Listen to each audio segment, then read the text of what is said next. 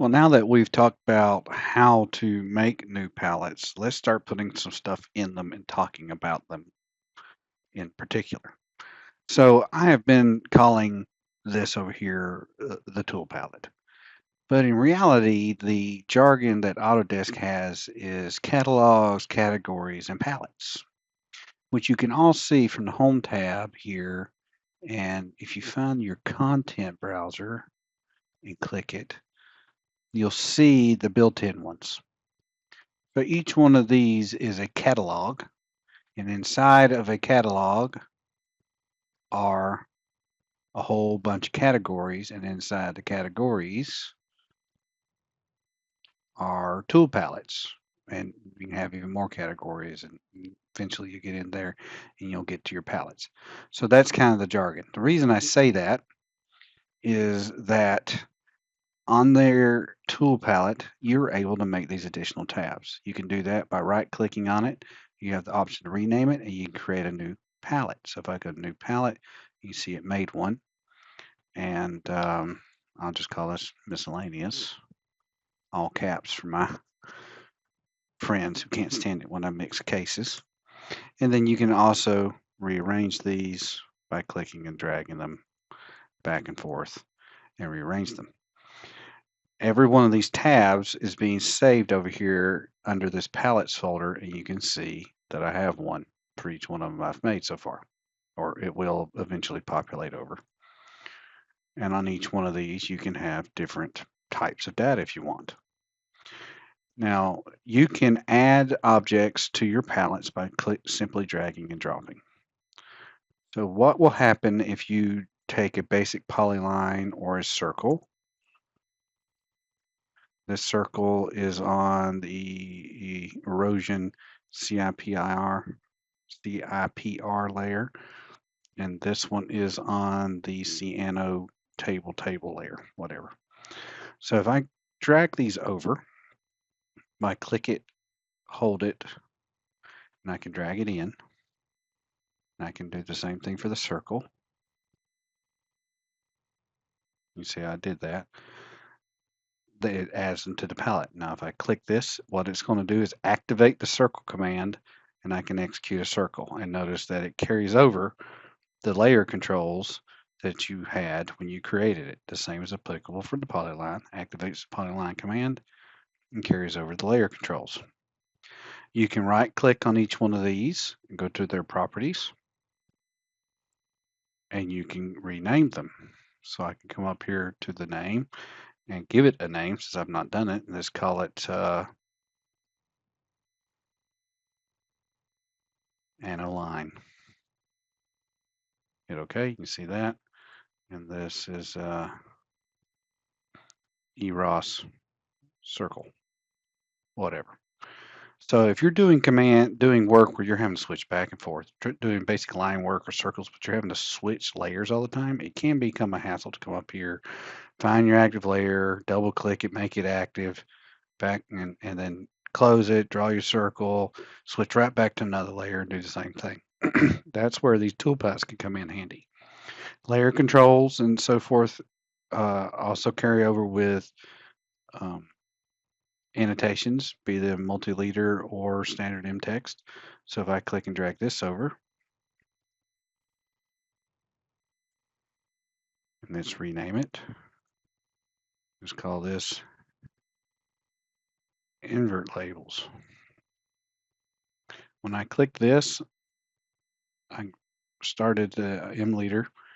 Click here, and it's going to ask me if I want to overwrite my default text. I'm going to say no. And there they are, and now it is an editable object. So it keeps me from having to type the invert in, invert out, switch to the annotation layer, blah, blah, blah, every single time. You can organize these in however many tabs that you want, depending on what you're doing. The same works for hatching. So I could, let me delete this hatch. If you're doing hatchings, that you use the same hatch for roads and the same hatch for driveways or rooftops and all that, and you're always setting it, and you know that I came in here and did this manually and I hatched it, I might do it solid, then I'd have to select it, choose ANSI 134, come over and adjust the scale so that it's the right scale, and then change the layer if I didn't have it on the right layer before, or I would have had to change the layer. So instead of doing all that every single time, if you do it the same hatch every time, I can use my tool palette. I can click it and I can drag it. And now when I do this, boom, it automatically hatched it. The same scale, same hatch pattern, same layer. Just that easy. So that's the power of tool palettes and using your commands. Now, if you're wanting to use this for blocks, let's come down here to blocks. So I have a block here, and I'm going to take it and click and drag it in like we've always done. So there is the name of the block, and it does a little thumbnail, and it's in there. Let me click the properties of this. Now on the block, since it is an asset, it is an object and not a command, it is looking at a source file. So if you are doing this on your network or for your company, you need to ensure that the source drawing of the blocks is somewhere that everyone can get to it. In our case, I have a single drawing in a network location where all of our required blocks are in a single drawing. Added them to the tool palette after that. So, and everyone has the access to that. So the tool palette works for everyone. So keep that in mind. The same is applicable for if you're doing details, because usually details are blocks. So this file path, again, will come back and bite you if it's not correct.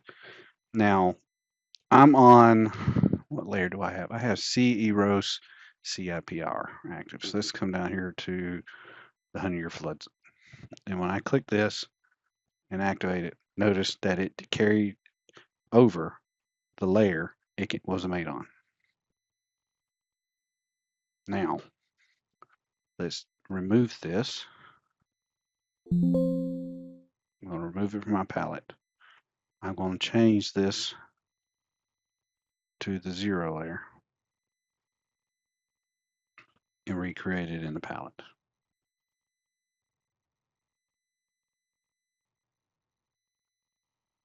Now when I click it and I place it, it's still on the 0. It's because of the way I made them. So this block needs to be set up in such a way that it will use your active layer. Or if all of your power poles in this case need to be on a specific layer, you can assign its layer, add it to the palette, and then just by clicking it, it would automatically come in on that said layer every time. That way I don't have to switch layers. Controlling the layer control or keeping the layer control is one of the things that makes this such a time saving. If I had details, the same would be applicable. So that's it for tool palettes. And all of this is being stored in my location. So if I come over here and I switch back to my stock, say I had to do some corridor modeling, I'm getting ready to do some more just pure drafting, I can switch back to my palettes and notice that they're here and they're saved. Just that simple, populating these tool palettes. And by using the button controls, you can have as many categories or catalogs of palettes that you want. In this example, we have our existing survey blocks that are in here with several different palettes for each one of them. We have our required blocks for our required conditions. We have the subassemblies. We have a details library set up by category that I'm able to just, now these are pulling from a network location, so it takes a second to load these thumbnails that I can just click it, give it a moment to load all that data depending on the size, and then I can just plop in the detail, just that easy. We have some signs blocks, some sheets, and then I have my palette button that we were just talking about that I can go to my custom one. So all of that are different catalogs of palettes. You can have as many or as little as you want. And that's it for palettes. We've talked about how to make one and how to add data to them, and talked about how you can manipulate some of the data. And next video, we'll go over and we'll start manipulating and adding to our custom ribbon up here.